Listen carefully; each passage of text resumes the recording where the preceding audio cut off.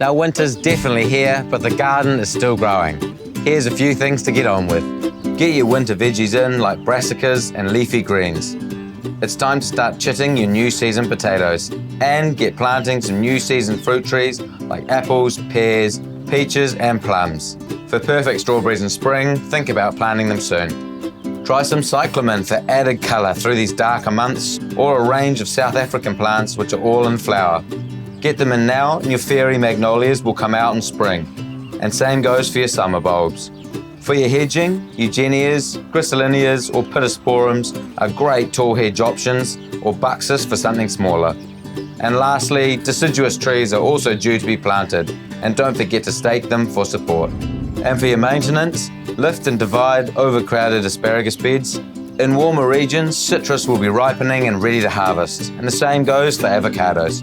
Feed spring bulbs as they start to shoot, finish cutting back your perennials, and finally, keep up your winter spraying. Use fungicide and conker oil on your fruit trees and roses if needed. Your garden might not be at its prettiest, but the hard yards now will make for a great show come springtime.